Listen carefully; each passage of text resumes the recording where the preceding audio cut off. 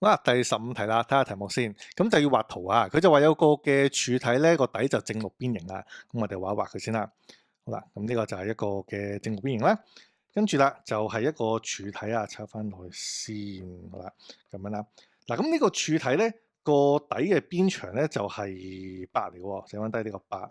咁另外啦，就個 volume 就係288cm3 啦，就揾一揾個 total surface area。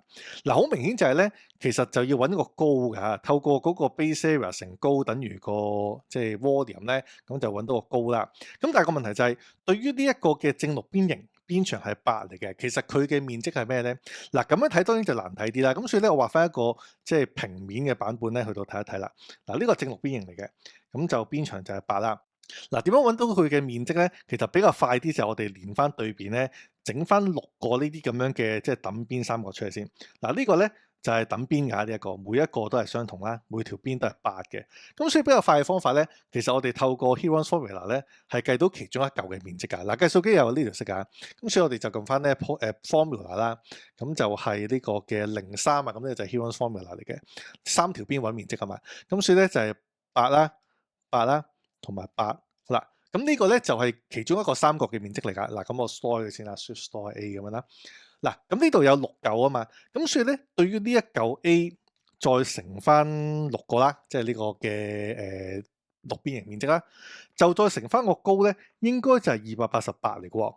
咁從呢度咧會計到個高嘅。嗱，呢個咧就撳埋佢先啦，288除翻6就再除翻頭先我個 A 咧。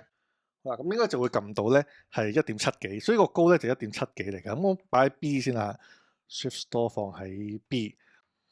嗱，其實就差唔多噶啦。嗱，對於呢一個咁樣嘅柱體嘅 total surface area 咧，其實就係兩塊呢啲六角形，再加側邊嗰啲長方形啦。咁所以呢個六角形咧就係呢個嘅 A 係一格仔啊嘛，A 乘6咧就係其中一塊嘅六邊形啦。咁所以乘2咧就上下兩塊啦，就再加翻咧6個長方形啊。咁其中一個長方形咧就係8乘 B 嚟嘅，邊長係8。高係 B，咁呢個長方形就係8乘 B，咁 total 有6個呢啲啊嘛，咁所以乘翻6啦，咁最後撳一撳幾應該就出㗎啦。